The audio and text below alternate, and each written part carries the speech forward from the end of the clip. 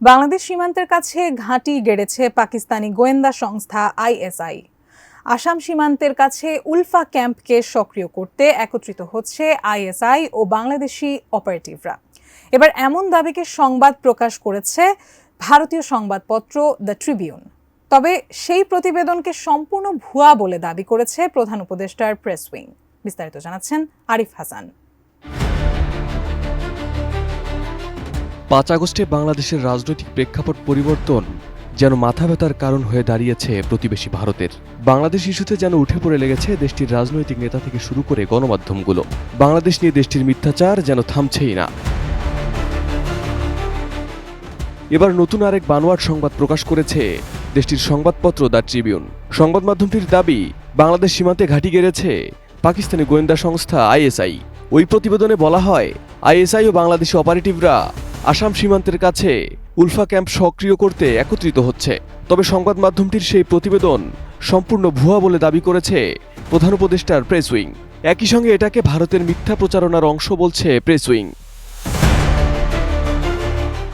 Topper nonstick কুকওয়্যারে 5 স্তরের European standard coating থাকায় খাবার লেগে যায় না। গত শুক্রবার নয়াদিল্লি ভিত্তিক দ্য ট্রিবিউন তাদের প্রথম পৃষ্ঠায় প্রতিবেদন প্রকাশ করেছে, যেখানে দাবি করা হয় আইএসআই ও বাংলাদেশি অপারেটিভরা উলফা ক্যাম্প পুনরায় সক্রিয় করতে একসঙ্গে কাজ করছে। শনিবার প্রধান উপদেষ্টার প্রেস উইং ফ্যাক্টস জানায়, বাংলাদেশের জনগণ যেদিন দুর্নীতিবাজ ও নিপীড়নকারী স্বৈরাচারী শেখ হাসিনা সরকারকে ক্ষমতাচ্যুত করেছে, সেদিন থেকে এ ধরনের ভুয়া সংবাদ ব্যাপকভাবে ছড়িয়ে পড়েছে। তবে এ ধরনের প্রতিবেদনে কোনো প্রমাণ উপস্থাপন করা হয় না এবং কোনো বিশ্বস্ত সূত্র এই কল্পকাহিনীকে সমর্থন করে না। প্রকৃতপক্ষে প্রতিবেদনে উল্লেখিত একমাত্র সূত্র আসামের মুখ্যমন্ত্রী হিমন্ত বিশ্ব শর্মা, যিনি এর আগে স্পষ্টভাবে বলেছেন উলফা নেতা পরেশ বড়ুয়া তার পূর্বের সামরিক কর্মকাণ্ড পুনরায় শুরু করতে চান বলে তিনি বিশ্বাস করেন না।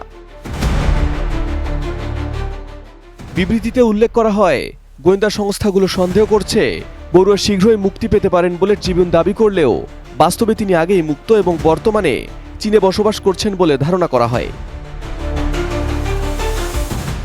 ট্রিবিউনের ওই প্রতিবেদনে দাবি করা হয়, গত কয়েক মাস ধরে আসাম এবং অন্যান্য উত্তর পূর্ব রাজ্যের কাছাকাছি বাংলাদেশে বেশ কয়েকটি উলফা প্রশিক্ষণ শিবির পুনরায় চালু করা হয়েছে।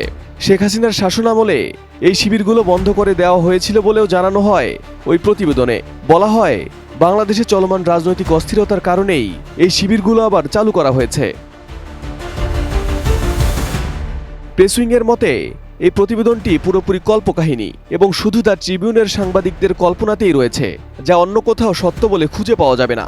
প্রেস উইং জোর দিয়ে বলছে এই প্রতিবেদনটি মিথ্যা প্রচারণার অংশ এবং জনগণকে বিভ্রান্ত করার জন্য করা হয়েছে। Arif Hasan, ATN news.